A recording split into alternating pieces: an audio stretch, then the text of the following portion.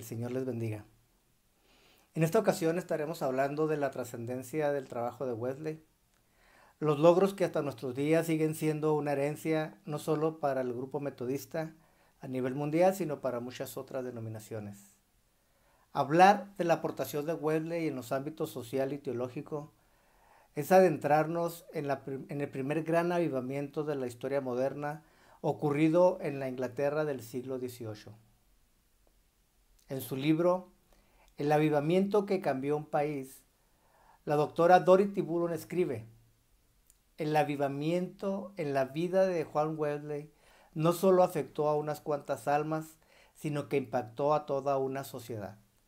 Luego se pregunta, ¿verdaderamente los avivamientos en nuestros días están transformando la sociedad?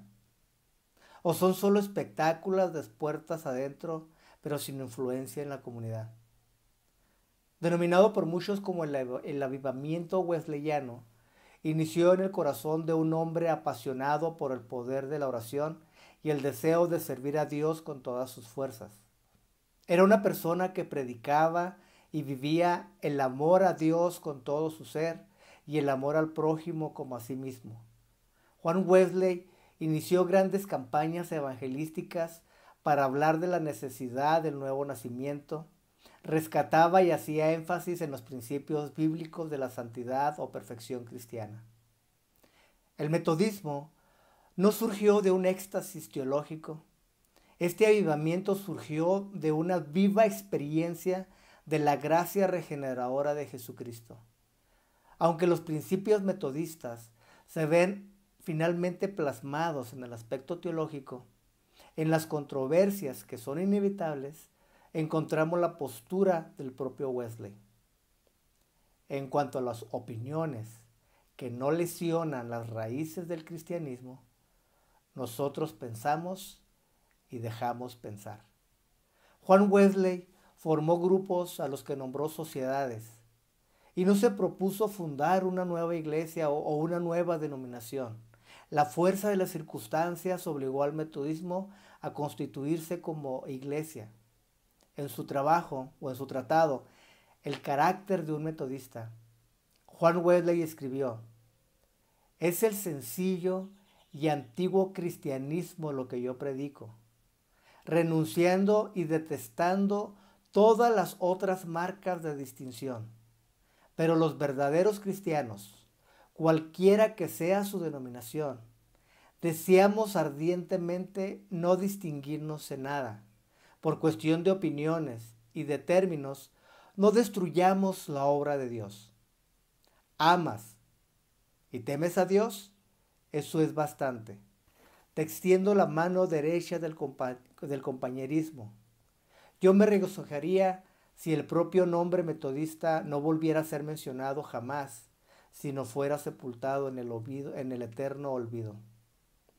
En cuanto a la aportación de Wesley a la teología, en el siglo XX, Albert Outler denominó al método que Wesley usó para desarrollar su teología como el cuadrilátero de Wesley.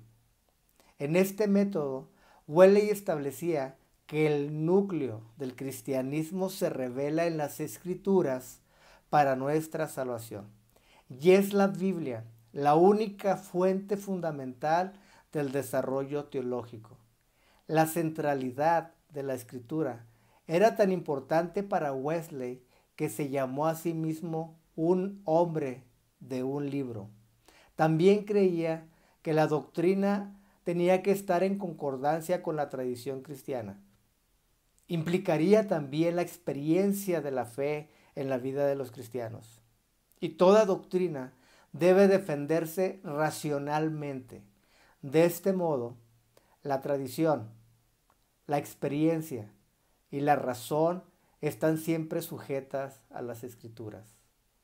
Wesley trata el problema del pecado. El pecado es una enfermedad universal que debilita la vida humana. Nuestro cuerpo, alma y espíritu están infectados, cubiertos, consumidos por esta lepra terrible y letal. Los temas principales de su teología son la universalidad de la gracia, el arrepentimiento, la justificación por fe, el nuevo nacimiento, la seguridad de la salvación o testimonio del Espíritu y la santidad de corazón y vida, santificación o perfección cristiana, conocidas actualmente como las doctrinas prominentes del metodismo. Wesley describió la doctrina de la santificación o perfección cristiana como el gran depósito de Dios, el gran depósito que Dios ha alojado con la gente llamada metodista. Enseñó que la santificación se puede obtener después de la justificación por fe, mientras aún estamos en esta vida. Uno de los legados de Wesley son sus obras literarias, escritos y sermones. Wesley redactó cerca de 300 libros y un centenar de panfletos. Con el fin de educar a los predicadores y ayudantes, preparó una biblioteca cristiana para distribuir literatura adaptada a las necesidades de la gente común. Se calcula que distribuyó más de 20 millones de ejemplares en sus diferentes publicaciones. Sus sermones escritos se caracterizan por la seriedad espiritual. Son doctrinales, pero no dogmáticos. Sus 44 sermones y las notas sobre el Nuevo Testamento son estándares doctrinales metodistas. Además de teología, escribió sobre música, matrimonio, medicina, física, filosofía. Compiló una obra de 4 volúmenes sobre la historia de la Iglesia. Escribió y publicó un libro sobre la historia de Roma y otro sobre Inglaterra. Preparó y publicó 3 volúmenes sobre medicina y 6 de música para los cultos. El movimiento wesleyano se organizó en sociedades, clases y bandas. En este sentido, fue un verdadero pionero de la evangelización a través de grupos pequeños. Al final del siglo XVIII, el metodismo había desarrollado más de 10,000 grupos llamados clases. Las clases sirvieron en el desarrollo del metodismo primitivo como la herramienta por excelencia de la evangelización y como un medio para el discipulado, siendo precursor del movimiento celular moderno.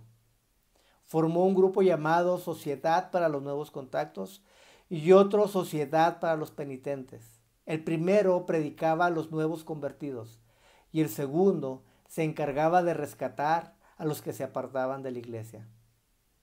El metodismo se ha caracterizado también por ser un movimiento de justicia social. El Evangelio de Cristo no conoce otra clase de religión, sino una religión social. No otra santidad, sino social. La fe que trabaja por amor es la anchura, la longitud, la profundidad y la altura de la perfección cristiana. Este mandamiento recibimos de Cristo, que quien ama a Dios, ame también a su hermano. Y nosotros manifestamos nuestro amor haciendo bien a los hombres, especialmente a los de la familia de la fe. Haz todo el bien que puedas, por todos los medios que puedas, de todas las maneras que puedas, en todos los lugares que puedas, en cualquier tiempo que puedas, a toda la gente que puedas, y tanto como tú puedas. Juan Wesley levantó su voz y muchas veces a través de su pluma denunciaba los males de la sociedad. Escribía panfletos tratando de hacer conciencia contra la injusticia laboral, las condiciones inhumanas en las prisiones, la práctica de la esclavitud y el trabajo infantil. Desde sus comienzos, el metodismo no solo se dedicó a predicar el evangelio y establecer nuevos lugares de reunión, sino que la visión wesleyana procuraba afectar a la sociedad. Trabajaron en la fundación de dispensarios médicos, crearon hogares para huérfanos, establecieron escuelas para pobres. Se luchó en favor de los derechos y justicias laborales. Se iniciaron iniciativas en contra de las adicciones. Para los primeros metodistas no había separación entre evangelización y obra social. En 1744, Wesley afirmó: todo proyecto para reconstruir la sociedad que pasa por alto la redención del individuo es inconcebible. Y toda doctrina para salvar a los pecadores que no tiene el propósito de transformarlos contra el pecado social es igualmente inconcebible. Muy temprano en su ministerio, Wesley se preocupó también por la educación. Vio la urgente necesidad que la gente tuviera por lo menos la educación básica. Apoyó y promovió el naciente proyecto de la escuela dominical establecido por Robert Raikes. Creo, dijo él, en verdad que estas escuelas dominicales son las instituciones más nobles que han aparecido en Europa por siglos.